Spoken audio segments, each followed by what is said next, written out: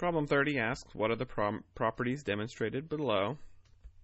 Any number times 5 is equal to 5 times any number.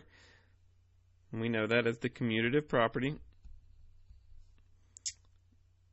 of multiplication.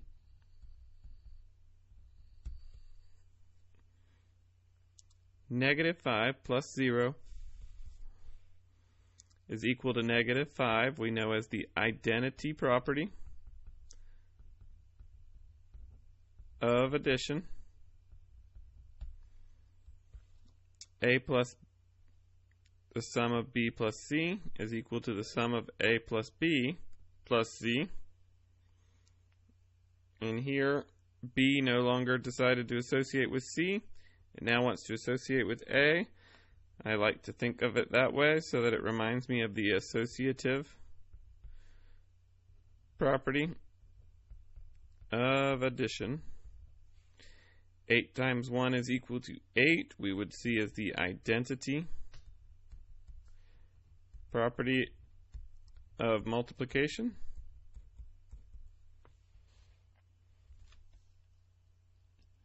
And 6 times 0 is our multiplicative property of 0, or 0 product property. And as we've said in class, these properties are not going to go away. You're going to see them for the next several years. So it would probably be a good idea to make sure that you have them memorized for this assessment so that you can also be successful on future assessments that continue to use them. Problem 31. Let's see if I can zoom in a little bit now that we don't need as much distance.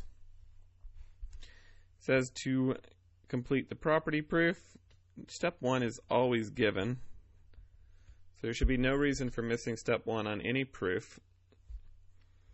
Step 2, we see that 4 was multiplied by x and 4 was multiplied by negative 8. That is our distributive property.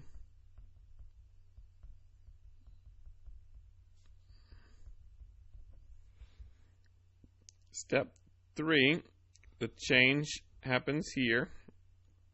Negative 4 and negative 32 swap places. That is our commutative property.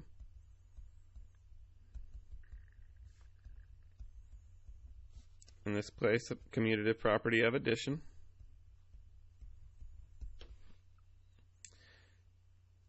Step 3, our change was essentially 4x minus 4x became 0.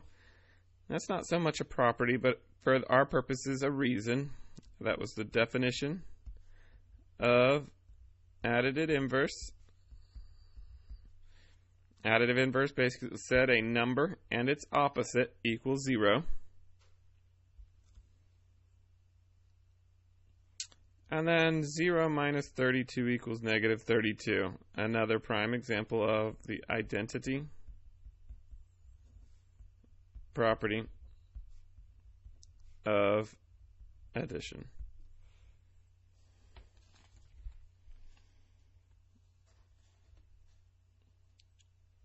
Problem number 32 says to write an expression that represents the perimeter and area of each figure.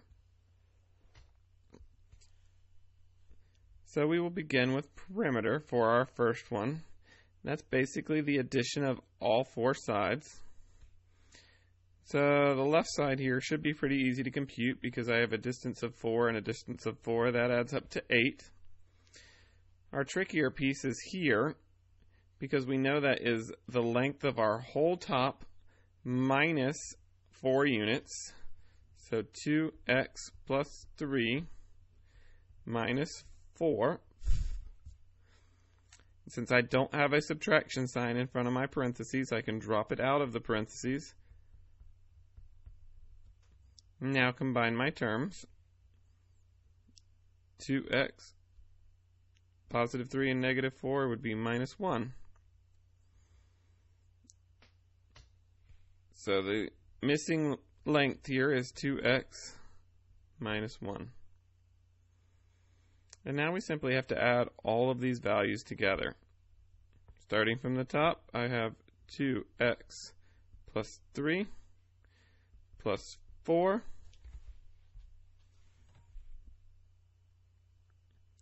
plus 2x minus 1 plus 4 more plus 4 more plus 8. I have a 2x and a 2x, so that would conclude all of the x's. That would be 4x. 3 plus 4 is 7. Minus 1 is 6. Plus 4 is 10. Plus 4 more is 14. Plus 8 would be 22. So my expression that represents the perimeter would be 4x plus 22. Now for attempting to find the area, it's easier to go ahead and make this two shapes. I'm going to divide it this way because one of my shapes is going to have two whole numbers. 8 times 4. That's simply 32. Now my second shape will use the expression that we found here. 2x minus 1 is the length times the width. So I would say 4 times 2x minus 1. 4 times 2x is 8x. 4 times negative 1 is negative 4.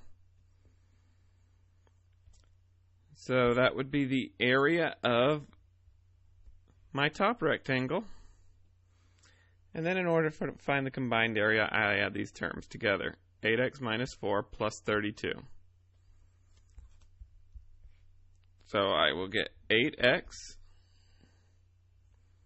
Positive 32 minus 4 would be positive 28. 8x plus 28 would represent my area for the figure.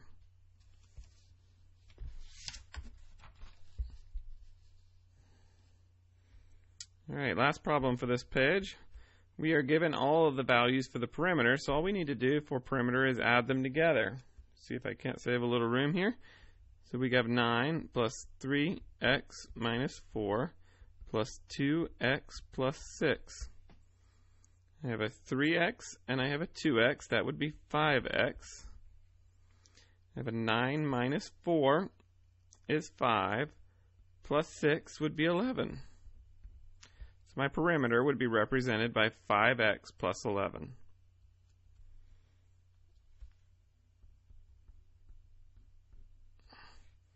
Now to find the area, we know that it is 1/2 base times height. And I'm going to expect to see the equation written down on your paper as well. So 1/2 base times height. Fill in the terms. 1/2. Our base is 2x plus 6. Our height is 9. For the purposes of what we're doing here, we can reverse the order because of our commutative property of multiplication. So I'm going to put 9 first and 2x plus 6. I do that because I already have a general idea that I'm going to be distributing and I want my 9 to be on the left side. So 9 times 2 is 18x. 9 times 6 would be 54 over 2. If you get your equation that far, I will take that as a solution. If you remember how to simplify it a little bit more, that would be great. 18x can be simplified by dividing by 2. That would become 9x. 54 can also be divided by 2. 2 goes into 5 2 times. With a remainder of 1, 2 goes into 14 7 times. So my area for the triangle would be 2x plus 7.